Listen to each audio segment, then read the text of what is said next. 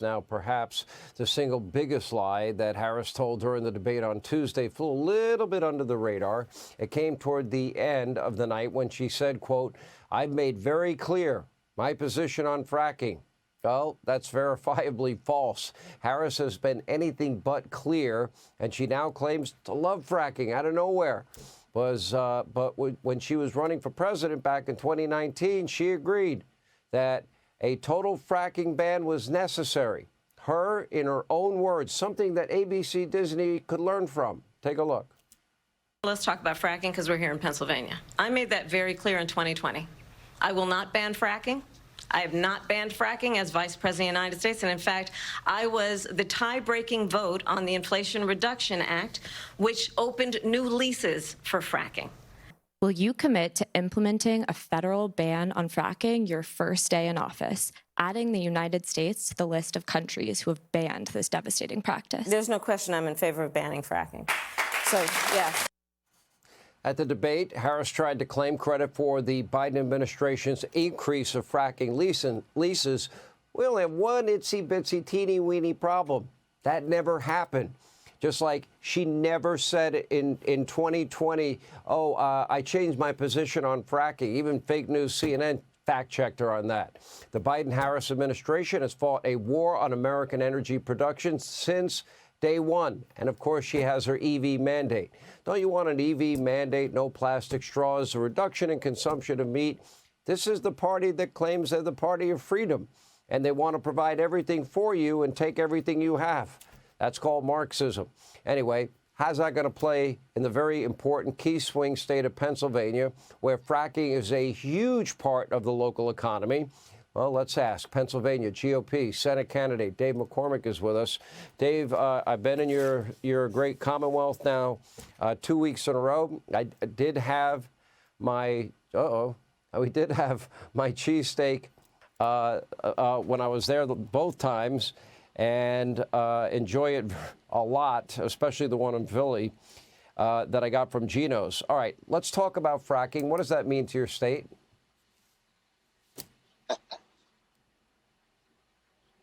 Well, Sean, this is the single most important industry. We have 600,000 jobs in Pennsylvania from fracking, but that's just the beginning of what it could be if we had energy dominance and unlocked the potential. And Kamala Harris has said many times over that she wanted to ban fracking and transition energy workers. My opponent, Bob Casey, has said that he wants to transition energy workers, and he's voted 99% of the time with Biden and Harris. This would be a disaster for Pennsylvania. And Pennsylvanians do not believe Kamala Harris will not come after fossil fuels. As you said, the EP mandates that by 2032, 70% of all new light vehicles are EVs. This would be a disaster for manufacturing in Pennsylvania. The ban on fracking, a disaster. Pennsylvanians cannot trust Kamala Harris or Bob Casey on the most critical industry for their future. It's the lifeblood of the world's economy. It just is.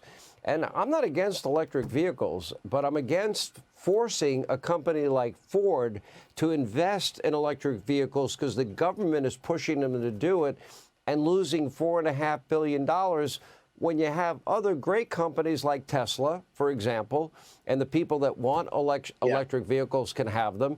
What do these jobs mean? I mean, if you have a job in Pennsylvania in the fracking industry, what kind of money are you making annually?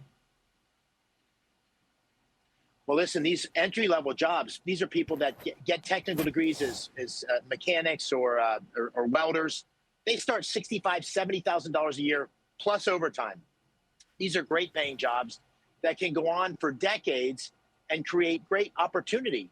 The American dream for Pennsylvania workers. There's mechanics, there's restaurants, there's bars, there's truck drivers. It's a huge industry, but it's not just the present jobs. It's the future jobs. Pennsylvania's got the 4th largest natural gas reserves in the world. If you want to see more about this, you can go to my website, davemccormickpa.com. But this is the one thing we could do that would change Pennsylvania's future. We really haven't taken advantage of it yet. Under Kamala Harris and Bob Casey, it's a disastrous future for fracking in our energy sector in Pennsylvania. And with Donald Trump's proposal today, I know a lot of guys in the energy sector that that work in either oil or gas, and, you know, they're working 80-hour weeks, sometimes even more. Could you imagine after 40 hours, you get time and a half and no tax on that time and a half money? That's called wealth creation. That's the opportunity of a lifetime. That's a Donald Trump idea. That'll be a big Just hit. like no tax on tips. That'll be a big hit, Sean. It's going to be huge. Yeah. And you said it well. You support that, right?